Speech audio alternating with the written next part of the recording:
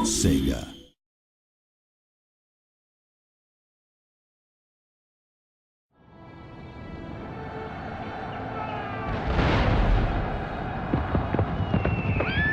The Napoleonic Age, a time of epic land battles and naval engagements, of political unrest and widespread revolution, an era defined by one legendary general. Hi, I'm Kieran Brigden, Studio Communications Manager for the Creative Assembly. Today we're going to show you a 2-on-2 multiplayer battle in Napoleon Total War. The battlefield we're fighting over will be Waterloo, one of the historical scenarios available in Napoleon, and a battle map for multiplayer play. I'll be playing as the British, led by the valiant General Picton, whose top hat is the source of his power. My allies in this venture will be the Prussians, also a capable and standard force, very well drilled with very good elite infantry units. We'll be seeking to dominate and take the valuable middle ground of Waterloo against an opposition of a combined Spanish and French force. The early rush for the middle ground begins, with me committing as many of my troops as possible, and the Prussians doing the same in order to take as much ground as we can from our enemies, so as not to be forced back toward our defensive positions. The Spanish also move forward with speed. An army composed of heavy cavalry units is coming up on their flank, a deadly and quick force on the battlefield. I try and counter this by bringing my artillery very quickly into position. Horse-drawn artillery is absolutely key to position and movement on the battlefield. Setting this up early allows me to pound the French lines before they ever get into position, giving them devastating morale penalties and casualties before they arrive.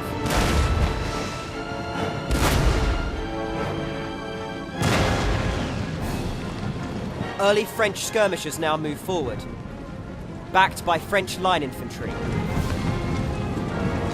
I move my own skirmishers forward, matching the French for range and reload, hoping that the better of the two sets of men will win the day. Skirmishers begin to engage one another now in early combat, picking targets and firing at will. I back these up with a line of British infantry. The sheer power of the Redcoats cannot be undone as I pour fire onto the French advance force. I also send in a unit of cavalry to try and quickly rout the French advance. I'm forced to turn these back, however, when I realise that the French advance force has deployed stakes, a mobile defence system that allows them to drive off early cavalry attacks. Clearly it will have to be strength of arms that wins this early engagement, and I order my troops to pour fire on my French opposition. Quickly, the French try and counter with a horse charge, throwing all of their cavalry against my own men. However, I formed a square, forcing their horses to balk and rear up, throwing the riders. Their charge will now be largely ineffective against my flanks, as my troops fight them off in a very good defensive position. The French are forced to retreat, their early manoeuvres now in disarray. It's important now to seize the imperative and push forward on the battlefield, disrupting the French advance once and for all. They counter with grenadiers, throwing explosives into the British square, dealing massive casualties and morale damage to my flank. On the other side of the map, the Spanish and Prussians have now lined up against one another. Long lines of infantry rake fire into each other as they try and dominate the central position. This is a sheer test of firepower and will between the two armies. Massive bursts of gunfire go off as the Spanish seek to find an advantage over the Prussians. They see a weakness and seize it. Pouring in the heavy cavalry units that we saw earlier in the game, they seek to smash the Prussian right flank and devolve the Prussian advance before it can even begin. The Prussian flank is helpless to resist such a heavy cavalry charge and begins to fold almost instantly. The Prussian-British advance is now in real danger. If the Prussian flank folds, we'll have a unit of heavy cavalry from the Spanish between us both. In a desperate bid to stop this problem, the Prussians commit all of their cavalry in a final last-ditch effort to hold the Spanish cavalry in place. We can only hope that the Prussians can at least hold or win the day here against the advancing Spanish.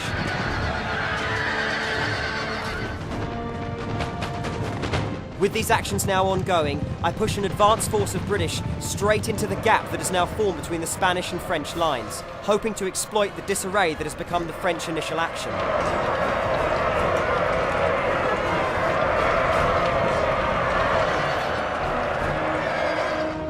The chaos of the front line quickly yields me the opportunity to move my artillery forward and begin to pound the exposed Spanish flank. Our Spanish opposition is now in real trouble. He's pinned from the front with the might of the Prussian army and taking fire with power from the right. British artillery begins pouring grape shot into the Spanish line as the Prussians hold him in play at the front. The French are busy trying to deal with my early actions, and the Spanish now have the force of two of their opponents bearing down upon them.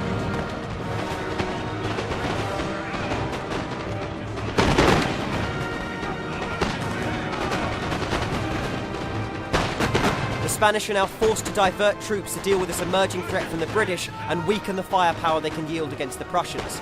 Truly, their army is now about to be divided and conquered. British artillery units hidden behind cover will now fire into the Spanish position. Heavy shells exploding overhead, breaking the Spanish morale and causing them to take massive casualties. The Spanish player is now all but finished. His units begin to rout as they panic and flee the battlefield, explosive shells, canister shot, and rifle fire pouring into their ranks. The French are now forced into abandoning their early positions as they can only watch their ally crumble and defeat. A charge from the Royal Scots Greys finally finishes the rear of the Spanish units.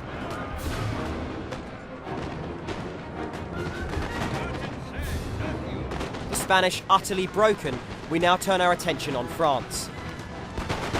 The initial French position amongst the trees will have to be abandoned as I push forward a unit of Highland foot. These units are incredibly adept at close combat and are devastating in melee. When they commit to the French, I can only hope that by sheer force of arms and combat prowess, I can win the day. Grenades, explosions and hand-to-hand combat rip through the French line as they begin to falter and have to begin to retreat backward. The Royal Scots Greys, an elite unit of British cavalry, are now free to ride to the crest of the hill where the remaining French artillery piece is located. With a single charge, I hope to destroy their only artillery option, forcing them to use the remains of their infantry against me. My Prussian ally mop up the remains of the Spanish army and begin to turn on the remains of the French, knowing now that we've all but succeeded, barring some horrible tactical blunder.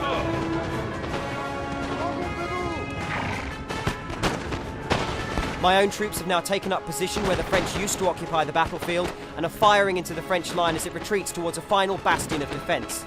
The French have garrisoned this stronghold right near the position in which they started. They fire safely from the windows, causing massive casualties to my troops and taking few damage in return.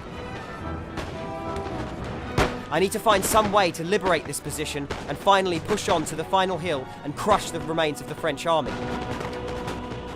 Using the trees as cover, I begin to try and formulate some form of strategy to actually destroy the French where they stand and hopefully win the battle with a final decisive move. This opportunity comes when I retarget my howitzer cannons on the building the French have occupied. With the Spanish line shattered, I'm free to use these explosives on the garrison building. The French now know that the building is all but lost. Should it collapse on above them, all of the units inside will be killed. They run literally for the hills. The final French units involved in this battle will be the elite French Old Guard. They truly will stand to the last. It's now up to me to rout and destroy the French Old Guard on this hilltop. I send a unit of line infantry to crest the hill, explosives bursting behind their back, Union Jacks waving ahead of them as they crest this final precipice and crash into the French units. It's all over for France. They must know this is it, but they fight bravely on before surrendering and retreating from the battlefield. For Prussia and Britain, a glorious victory. For France and Spain, a hideous, shaming, personally damning defeat. Thank you very, very much for watching. This has been Napoleon Total War.